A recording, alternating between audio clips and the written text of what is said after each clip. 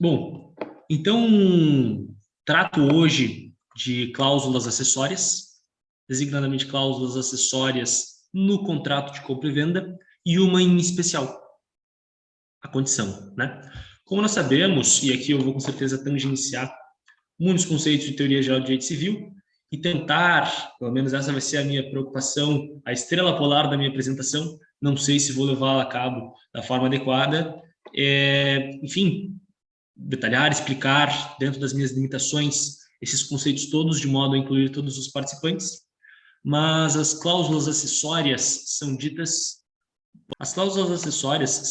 elementos acidentais do negócio jurídico, precisamente porque elas se contrapõem aos elementos essenciais, ou seja, não afetam a sua validade, mas elas modelam os efeitos daquele contrato.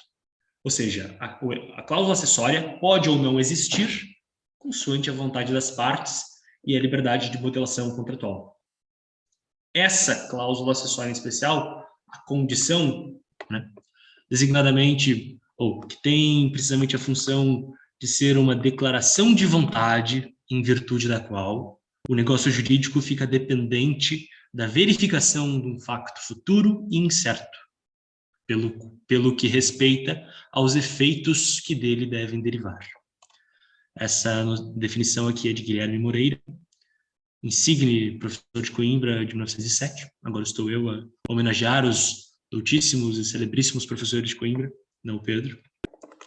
E pronto, no direito romano ela tem como correspondente as condiciones e não condictiones, ou seja, estamos perante uma conditio e não condictio, que é uma figura do direito processual, enfim, tem que ver com o impulso de uma ação. Então, os negócios condicionados contrapõem-se precisamente àqueles negócios puros, aos quais nenhuma cláusula acessória é aposta pelas partes. Bom, como vocês puderam observar em relação ao título do meu trabalho, eu falo em contrato de compra e venda sobre condição potestativa, eu não faço nenhuma distinção, faço aquela especificação tradicionalíssima sobre condição suspensiva ou resolutiva. Então, estamos falando sobre o quê? Nesse caso, modernamente, estaríamos diante da distinção entre conditio ad quo, suspensiva, e conditio ad quam, resolutiva. Bom, a conditio ad quo é quando dela depende a produção dos efeitos do negócio jurídico, enquanto a conditio ad quam é quando dela depende a cessação dos efeitos do mesmo negócio. Agora, embora nós sejamos induzidos a associar essa cláusula ao contrato de compra e venda a contento, a venda a contento, a uma condição resolutiva, numa primeira leitura, provavelmente aquilo que nós automaticamente faríamos, afinal de contas, trata-se da resolução de um contrato ou, por não agradar ao comprador, a resolução, o direito à resolução do contrato de compra e venda. Na verdade, aqui nós não temos uma condição resolutiva aposta à venda, mas sim uma condição aposta à própria resolução. Ou seja, trata-se de uma condição suspensiva do direito à resolução. Aproveito para fazer a leitura aqui com os colegas. Si res ita distracta sit, ut si displicuisset inempta esset, constant non esse sub conditione distractam, sed resolvi emptionem sub conditione. Se a coisa tiver sido vendida com a cláusula de que, se não agradar, não ficará comprada, é certo que não foi vendida sob condição, mas que a compra se dissolve sob condição. Bom, e no slide subsequente teremos aqui a tradução do ILO, isso até fique mais claro. Trata-se, portanto, de uma condição suspensiva e não resolutiva, referente não à venda, mas sim ao direito de resolução.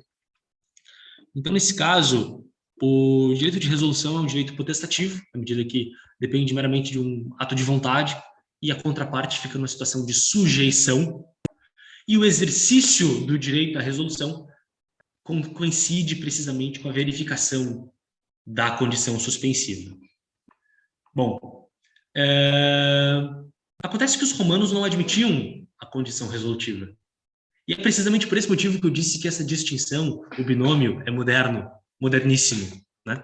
Ou seja, os jurisconsultos romanos relutavam, eles eram resistentes em admitir que uma determinada relação jurídica pudesse cessar pela simples verificação de um evento futuro e incerto.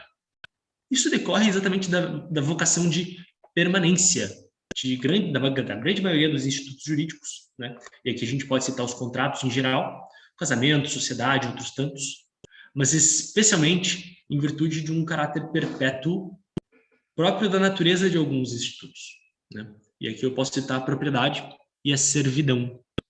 Quanto à propriedade, eu deixei aqui um excerto, enfim, brevíssimo de Diocleciano, de uma Constituição Imperial, encontrada nos Fragmenta Vaticana, que diz precisamente que a propriedade ad tempus transferi nequiverit, ou seja, não pode ser transferida temporariamente. A propriedade tem um caráter perpétuo, ou pelo menos uma vocação de perpetuidade. Vitor, posso só fazer um comentário? É só porque eu acho que a propriedade temporária só aparece no direito justinaneu, é uma coisa mesmo recente no direito romano. Até lá nunca existiu e certamente era completamente contra o que foi a primeira forma que existiu de propriedade. Fantástico, agradeço muito pelo input. Te interrompendo também, e como fica a questão do fiducia cum creditore, que era aquela ideia da garantia do penhor, mas que transferia a própria propriedade, esperando que ela retornasse? Posso responder? Porque, claro. Pronto, porque é o Viracura que trata disso na literatura romanística lusitana. Certamente acho que ele tem o maior tratado sobre fidúcia com creditor, mas a propriedade na fidúcia é transmitida a tempo indeterminado. Depois há uma obrigação de retransmitir a propriedade, mas a propriedade é transferida a tempo indeterminado. E nesse sentido que não existia uma propriedade resolutiva. Ela não se resolvia. Surgia a obrigação de depois retransmiti-la. É nesse sentido. Não sei se me fiz claro. Absolutamente. Agradeço aos colegas pelas intervenções, onde encontro com a ideia que se pretende transmitir.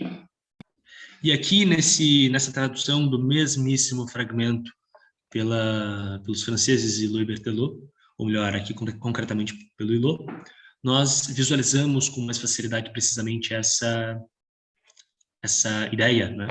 Ou seja, ele diz que il est certain que la vente n'est pas conditionnelle, mais que cette condition ne tombe que sur la résolution de la vente. Ou seja, aqui nós temos a ideia de que não é a venda condicionada, mas a própria condição. Cette condition ne tombe que sur la condition de la vente. Não é a venda condicionada. A condição é que recai sobre a resolução da venda. Isso é totalmente determinante para a classificação ou para a recondução dessa condição à natureza suspensiva ou resolutiva, né? Então, nós ficamos com essa ideia de que são avessos os jurisconsultos romanos a essa possibilidade de um evento futuro incerto destruir os efeitos de um negócio jurídico perfeitamente válido, ou mesmo que pudesse cessar uma determinada relação jurídica. É precisamente por esse motivo que os jurisconsultos desenvolveram um mecanismo recorrendo a dois negócios. Um deles puro e não condicionado. E o outro negócio, esse sim, sujeito a uma condição suspensiva. E esse segundo negócio é que criava uma obrigação de fazer cessar os efeitos do primeiro. Ou seja, o primeiro negócio, e esse é o negócio principal, é puro, não condicionado. Mas em virtude de um negócio paralelo, um negócio anexo, sub conditione resolvitur, né? Aí sim, a verificação da condição é suspensiva em relação à resolução do primeiro negócio, do primeiro e principal negócio. Esse segundo era chamado precisamente de pacto de resolução, né? E, enfim, o pacto de resolução se desdobrava em várias figuras, dentre elas o Pactum Displicentia. Bom, aqui eu coloquei uma citação bastante interessante que faz essa explicação de forma excelente, que diz exatamente o seguinte: a condição resolutiva no direito romano não vale como condição verdadeira e própria, mas sim como convenção contrária condicionada, ou seja, um pacto de resolução ou revogação submetida à condição suspensiva. Bom, é precisamente daí que decorre a afirmação anterior. A condição suspensiva era visualizada como condição por excelência. É por isso que quando no direito romano, ou especialmente no direito justineu, faz-se referência a uma condição, ela é tendencialmente, em 90% dos casos, uma condição suspensiva, exceto quando isto é especificado ou o contrário é especificado. Bom, quanto à admissibilidade da aposição das partes de um elemento acidental, especificamente de uma condição, deveria se tratar de um negócio que permita ou que admita esses pactos adjuntos, e especialmente os admitiam os negócios de boa-fé, né?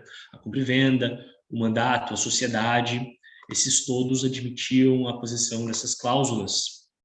Agora, se não admitisse, o titular do direito à resolução não teria uma ação para fazer cessar, para resolver o contrato, mas quando muito, uma exceção, né? Exceptio pacti conventi. A questão é a seguinte: por que se preocupa em tentar descobrir se a condição é suspensiva ou resolutiva? Ou que diferença isso faz na prática? Na verdade. E, bom, será que tem alguma validade tentar descortinar ou tentar reconduzir a concreta cláusula? E, mais recentemente, estávamos diante do livro de Zucker numa fórmula concreta. Qual é a validade de tentar reconduzir esta cláusula a uma ou outra categoria, especialmente presente no direito moderno? E talvez isso seja bem ilustrado por esse excerto, que é parafraseado por Zimmermann, e muito bem parafraseado, precisamente por isso que eu registrei. E isso nos permite descobrir, desvendar qual é a importância desse exercício. Bom, a number of mules were sold on approval. If the purchaser liked them, he had to pay the purchase price. If he did not, he owed a certain sum for every day he kept the animals. During the trial period, the mules were taken away by a gang of robbers. What did the purchaser have to pay? Bom, isso é bastante interessante, né? Eu não sei se preciso fazer o exercício de tradução aqui, mas, muito basicamente, aqui, para além de termos o direito de resolver o contrato depois de determinados dias, por cada dia que se passava, o comprador, o pretenso comprador, tinha que também pagar uma determinada renda, né? Um determinado preço diário, como se fosse um contrato misto. A questão é a seguinte: e isso aqui, na verdade, era uma pergunta feita ao jurisconsulto Mella, e se encontra no gesto 19.1.21, né? E esse parecer depois foi reavaliado por Ulpiano, e o parecer do Ulpiano foi precisamente o seguinte: se tratar essa cláusula de um pactum displicentiae verdadeiro, né? Então, nesse caso, nós teremos que o risco corre por conta do adquirente. Ou seja, se na verdade tivermos uma cláusula, uma condição suspensiva de resolução do contrato, aí nesse caso, emptione perfecta periculum extemptoris, o risco corre por conta do adquirente, porque o contrato já produziu seus efeitos desde o momento da sua celebração. Ele não passa a produzir efeitos quando o comprador aceitar ou quando o produto agradar ao comprador. Mas, se o contrato, na verdade, for sob condição suspensiva, aí, nesse caso, os efeitos do negócio só passam a se produzir a partir do momento em que o comprador aceita ou que a coisa lhe agrada. E por esse motivo, o risco do perecimento da coisa, e nesse caso a gente tem um casus maior, né, corre por conta do vendedor. E é precisamente por isso, enfim, nesse último caso, que corre por conta do vendedor, o comprador apenas teria que pagar aqueles dias durante os quais ficou com as mulas, ficou com os cavalos, né? É precisamente por esse motivo que vale tanto identificarmos no concreto negócio jurídico qual era a cláusula ou qual foi a estipulação feita pelas partes. Obviamente, é um exercício de interpretação extremamente sutil, extremamente delicado, porque a linha, enfim, que divide a cláusula de condição suspensiva, ou seja, que o contrato só passa a produzir efeitos a partir de um determinado momento, depois daqueles tais dias, ou então que o contrato passa a produzir efeitos de imediato, tendo uma condição suspensiva de efeitos resolutivos, né? E esse sim é o pactum displicantiae, faz total diferença relativa ao risco pelo perecimento da coisa. E a resposta, qual é, afinal de contas? Pode falar. É só uma questão de direitos das obrigações mesmo, porque aqui está como se ele tivesse alugado, né, a mula, o cavalo. Por isso ele teria que pagar. Mas, ao mesmo tempo, esse animal, ou seja lá, algum outro objeto, poderia dar os custos também de manutenção dele, né, como alimento, algo do tipo. Não poderia chegar em algum momento em que o próprio vendedor tivesse que ressarcir os gastos que o comprador teve durante o período, como no caso de alimentar o animal, porque para mim parece que tem as duas moedas aqui, né? Não é só a possibilidade desse aluguel, entre aspas, né? Mas também, se tiver muito gasto, ele ter que ressarcir.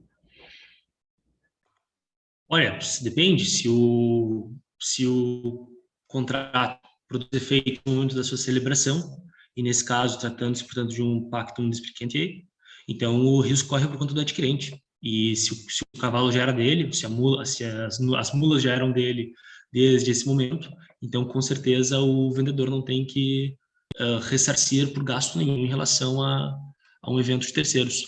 Agora, se diversamente o contrato ainda não estava a produzir efeitos, a condição suspensiva centrasse-se ou fundasse-se precisamente no momento em que o comprador quisesse comprar os cavalos.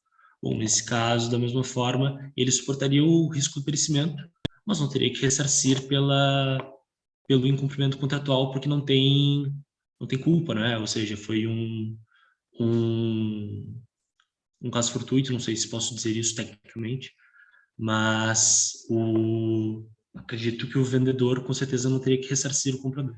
Eu não sei se tu chegou a ler o caso do último ano lá do Monte Court? Não, por acaso não li, era respeitante a esse... Era exatamente isso. Era uma questão de um cavalo, né? Actus prescriptis verbis ficou no final. Foi algo precisamente, parecido. Exatamente. É exatamente essa resposta do piano. E aproveita... quem sabe isso seja a resposta. O caso era... Aproveita a menção aqui para fazer precisamente essa ponte. Pode falar. O caso era algo do tipo, não me lembro 100%, mas que ele fazia esse pacto, né? E pegava um cavalo, aí com esse cavalo a pessoa ganhava vários prêmios, um monte de coisa, e no final devolvia o cavalo, né? Aí isso sem autorização do dono, porque ele tinha deixado um escravo para cuidar do estabelecimento, uma coisa assim. E no final... Não fala o final, não fala o final. Tá, não vou falar o final, mas Não fala o final. Não, mas não é a resposta, é só o caso ainda. A resposta é de ser desenvolvida. Bom, então eu vou dar o caso depois, aí tu te pronuncias quanto à solução. Depois tu lê, do ano passado.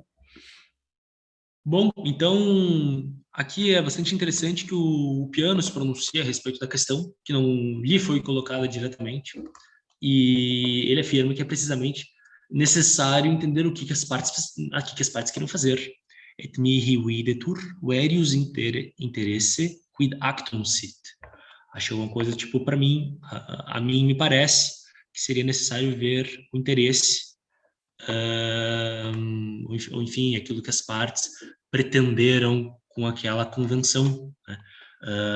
da produção imediata de efeitos do contrato de compra e venda, ou então, diversamente, se pretenderam apenas facultar ao comprador um determinado período de teste dos cavalos, ou do vinho, ou do que quer que seja.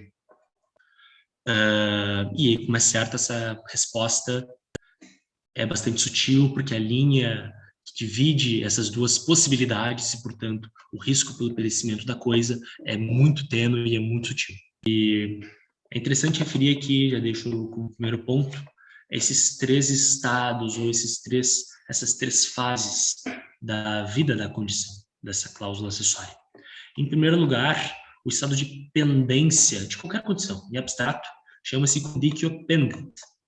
Quando ela se verifica, conditio existit. E a sua não verificação, mas não ainda pendente ou suscetível de se verificar, a sua não verificação definitiva, conditio deficit.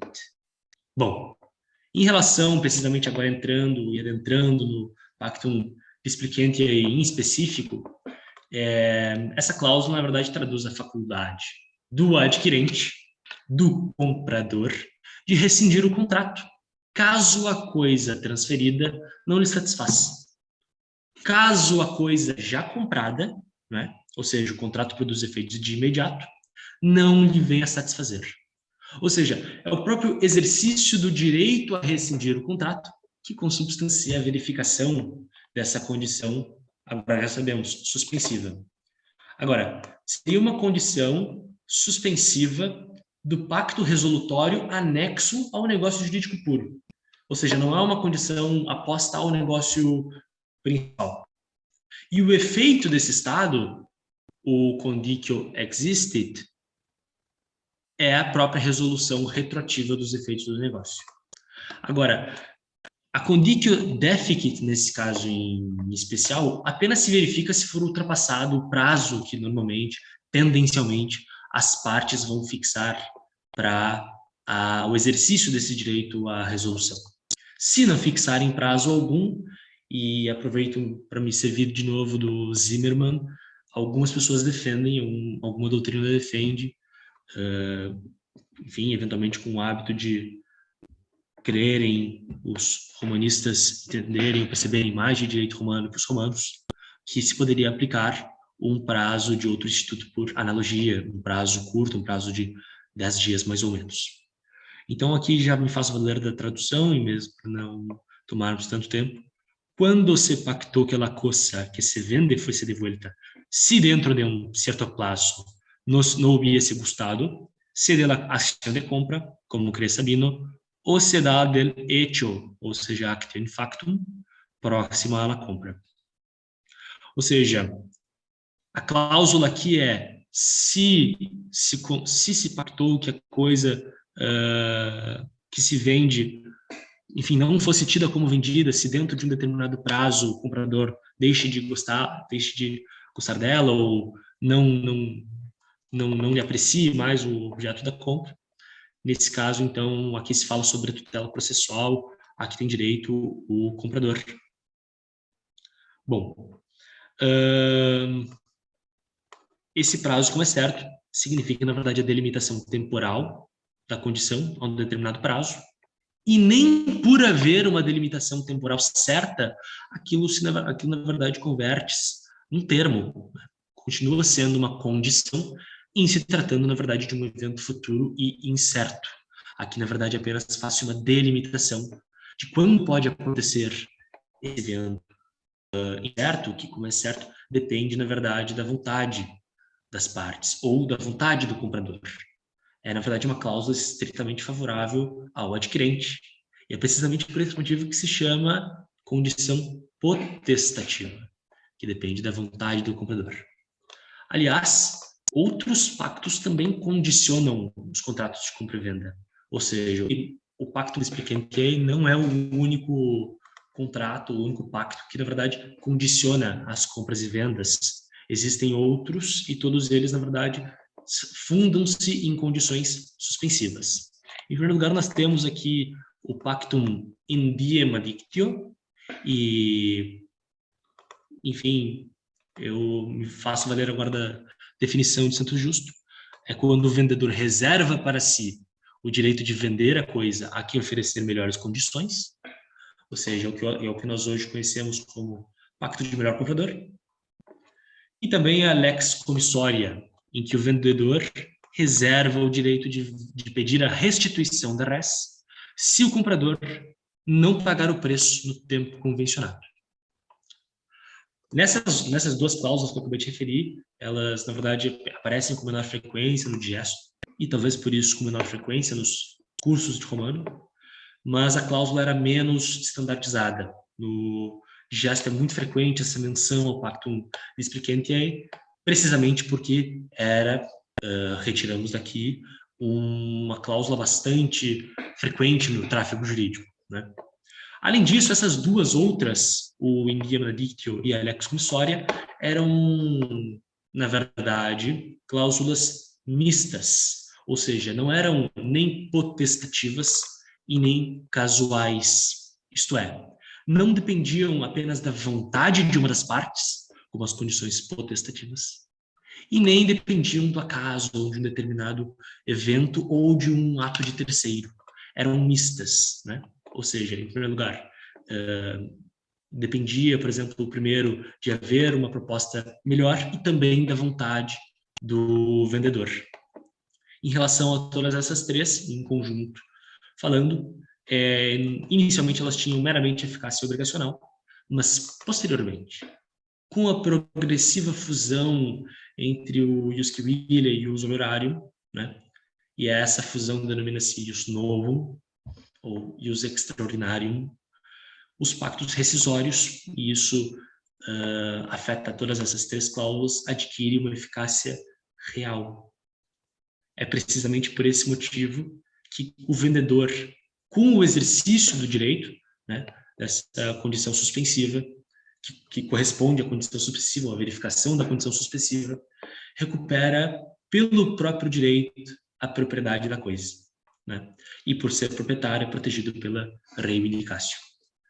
Bom, aqui eu também refiro a uma questão bastante interessante, que é o pactum degustationis, que merece menção aqui no digesto, no livro 18, que, enfim, é bastante rico nessas cláusulas contratuais. Trata-se, então, de uma cláusula especial, talvez nós pudéssemos reconduzi-la a uma espécie desse gênero pacta displicantiae, e ela especificamente se aplica aos vinhos e ao azeite, pelo que eu pude consultar. Ela, na verdade, permite ao comprador não testar, mas aferir se aquele determinado objeto reúne as qualidades que foram prometidas ou que foram ofertadas. E agora aproveito para fechar o outro aplicativo. A questão é que esse juízo de qualidade respeitando ao objeto da compra e venda não é subjetivo. E é precisamente por esse motivo que não se trata de uma condição potestativa. É uma condição mista, porque o juízo é objetivo. E para esse efeito, era muito comum a intervenção de um arbitrium boni viri, agora remetendo para a apresentação do Bruno, né? Ou seja, não dependia meramente da vontade, mas da avaliação objetiva de que aquele produto, o vinho, o azeite, ou o que seja, reunia as qualidades ofertadas, as qualidades convencionadas. O Bruno fez o favor de mencionar um caso de escola que diz respeito a cavalos, e talvez seja, enfim, muito conhecida por todos os civilistas, não apenas pela importância do fragmento no digesto, mas porque ele foi relido posteriormente a propósito de outras figuras, não é?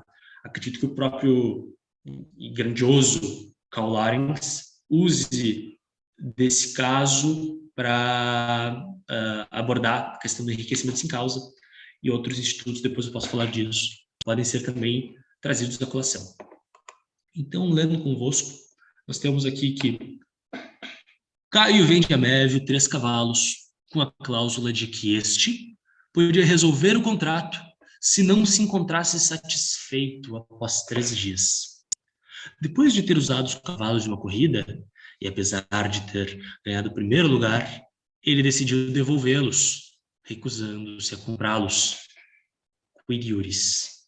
Bom, eu aqui, na verdade, baseei-me nesse fragmento do gesto, optei por fazer essa formulação e, posteriormente, introduzir a resposta através de uma tradução alternativa que não é usada convencionalmente por motivos conhecidos, mas ela, precisamente por ser enxuta e, enfim, traduzir de uma forma latíssima, ela pode ser interessante para a nossa compreensão. Isso, na verdade, foi perguntado a Labeo, e o Peano pronuncia-se a esse respeito. Então, o que acontece? Será que ao vendedor cabe uma ação de venda? E era precisamente essa consulta que chegou a Labeo. E coube ao Peano opinar ou emitir o seu parecer. Ele diz o seguinte: I think the better opinion is that an action should be brought for the construction of the contract, for it was agreed upon between that you should take said horses for the purpose of trying them gratuitously, and not that you should enter them in a race. Ou seja, é óbvio que aqui extrapolou-se o propósito da determinada cláusula, daquilo que foi convencionado, e o Peano acredita que não é a ação de venda, mas sim uma actio prescripti verbis, né, conforme mencionou antes o colega Bruno. Então, o Peano aqui, nesse caso, acredita que a parte prejudicada com inadimplemento, afinal de contas, teria se celebrado o contrato de acordo com a boa-fé, essa parte poderia mover uma ação pedindo a execução. E quanto a esse mesmo caso, obviamente hoje nós poderíamos suscitar a aplicabilidade do exercício abusivo do próprio direito à dissolução do negócio, né? Nesse caso, é um direito convencional, uma cláusula que foi pactuada pelas partes, a resolução do contrato, e tratar-se de equacionamos, né? Aproveitei aqui o ensejo para fazer uma consulta já ia dizer fragmento, a um artigo do Código Civil que lembrei nesse momento, que diz precisamente o seguinte: aquele que contrair uma obrigação ou alienar um direito sob condição suspensiva ou adquirir um direito sob condição resolutiva deve agir na pendência da condição segundo os ditames da boa-fé, por forma que não comprometa a integridade do direito da outra parte. Bom, isso, na verdade, com certeza já ilustra bem a importância desse fragmento, de todo esse raciocínio para a construção das categorias do direito vigente, e com certeza isso não se limita ao direito português, né? Eu já me encaminho para a conexão com o direito em vigor, o brasileiro e o português, o Código Brasileiro e o Código Português, como não podia deixar de ser, tendo atenção à presença dos caríssimos colegas de Coimbra do Porto e também da nossa divisão aqui, metade em termos de fuso horário. A questão, na verdade, é reconduzir essas cláusulas, essas formulações a diferentes categorias ou diferentes construções respeitantes à sua natureza. E isso, com certeza, determina os efeitos produzidos e, como eu já antes referi, condiciona outros efeitos do negócio jurídico, nomeadamente a questão de quem suporta o risco pelo perecimento da coisa.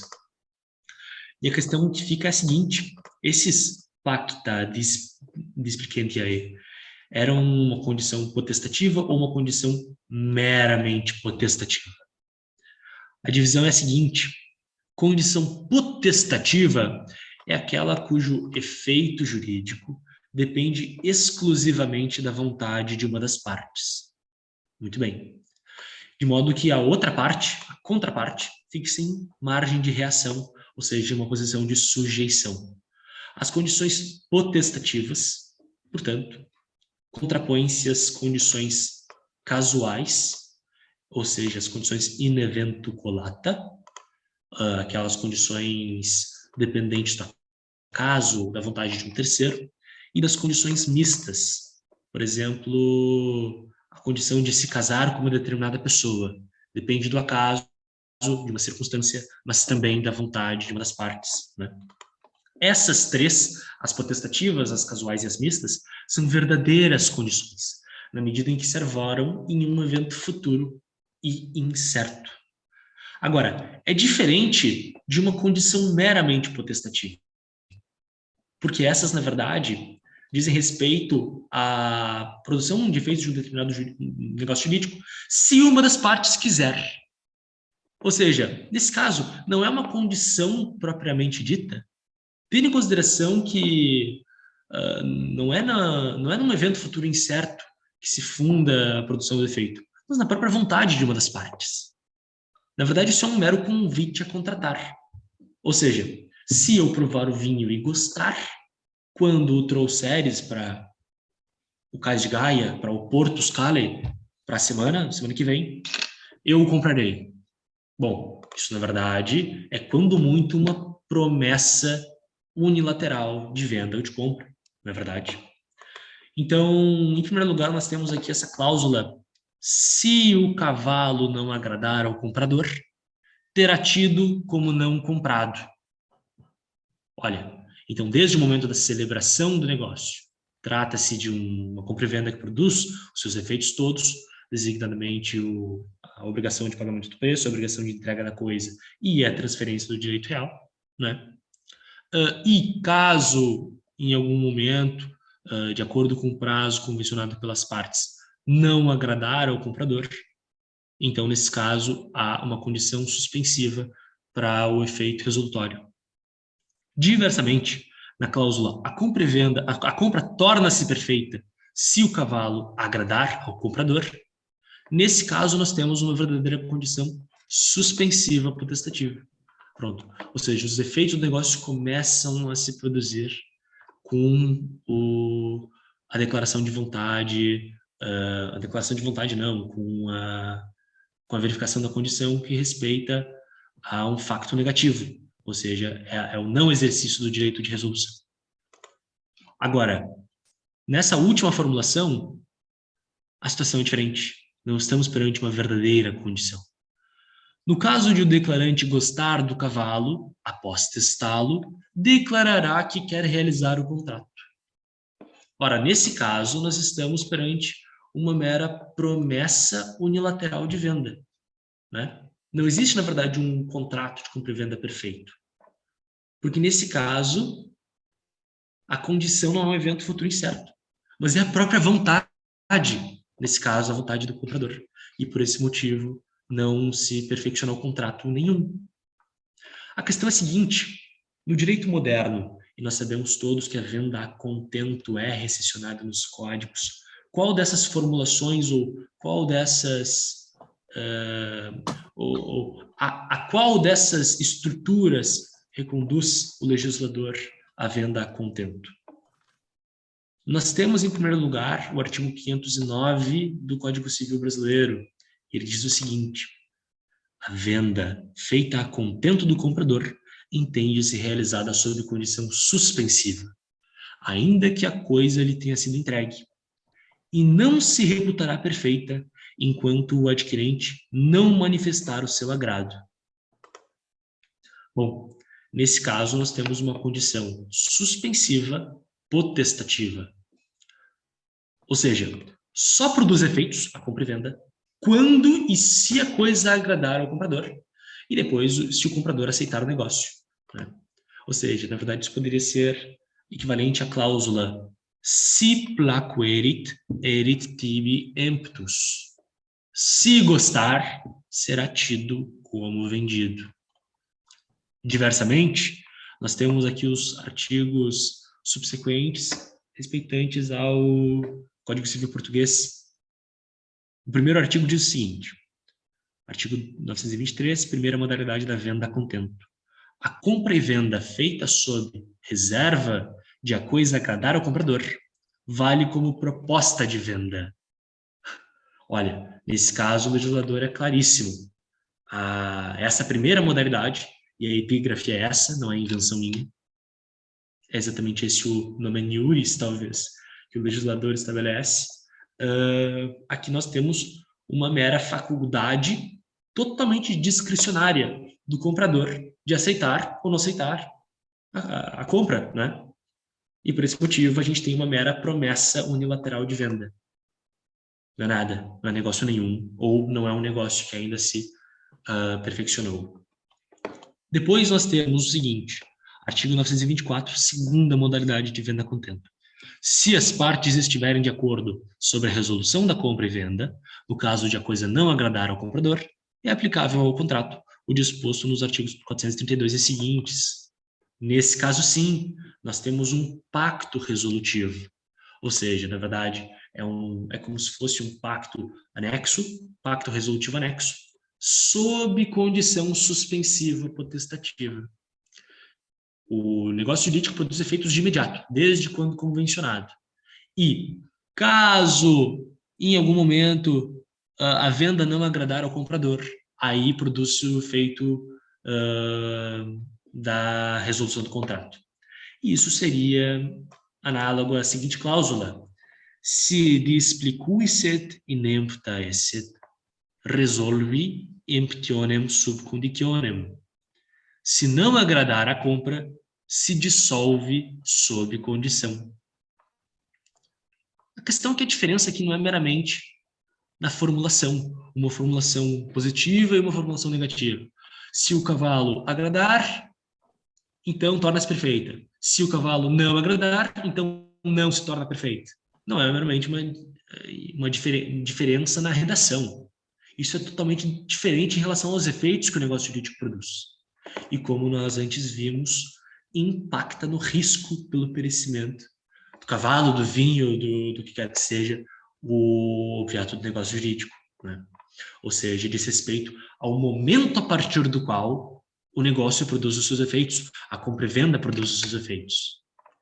Bom, apenas para fechar, e porque não podia deixar de fazê-lo, eu aqui no meio duas figuras análogas à venda a contento, que são encontradas nos ordenamentos jurídicos português e brasileiro, especialmente respeitantes ao direito consumerista, né, ao direito consumidor. E também foi mencionado recentemente, salvo engano, pelo Bruno, bastante conectado com a temática em presença.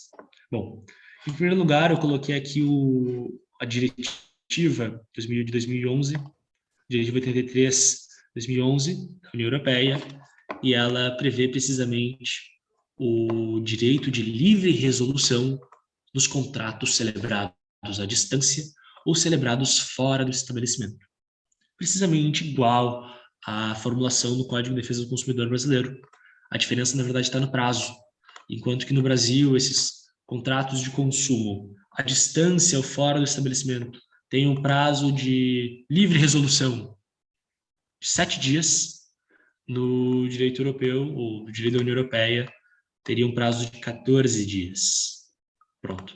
Essa diretiva já está transposta no ordenamento jurídico português, salvo engano, no ano de 2014 foi transposta, e ela, na verdade, não estabelece uma verdadeira condição, né? Ou seja, o exercício da livre resolução por parte do comprador, nesses casos, na verdade, não se dá em virtude de uma condição potestativa, por mais que dependa da sua vontade, né? Isso porque isso não é uma verdadeira condição. É uma conditio iuris, ou seja, é um requisito indispensável e que não é suscetível de ser afastado pelas partes. Bom, então, como sendo um requisito necessário para a eficácia, para a validade do negócio jurídico, ou um requisito estrutural do negócio jurídico, na verdade, não se trata de uma cláusula acessória, não é um elemento acidental, um elemento necessário do negócio jurídico. Bom, do contrato de compra e venda de consumo, né? A justificação respeitante a esses dois institutos, provavelmente, diz respeito a um direito ao arrependimento, né? E diz a doutrina que se trata de um prazo de reflexão, de modo que o consumidor, que é a parte super hipossuficiente na relação com o consumerista, possa refletir acerca do contrato celebrado, né? Embora, uma vez mais, esse direito ao arrependimento seja muita vez usado como um direito à experimentação. E nesse caso, nós voltamos para a questão dos cavalos, né? Ou seja, a pessoa compra, enfim, usa o fato e a gravata numa festa e arrepende-se da compra na semana seguinte ao casamento. E aí, quid iuris? Bom, então, é basicamente isso. Agradeço pela vossa atenção e espero ansiosamente os comentários dos colegas e os inputs para o desenvolvimento dessa temática.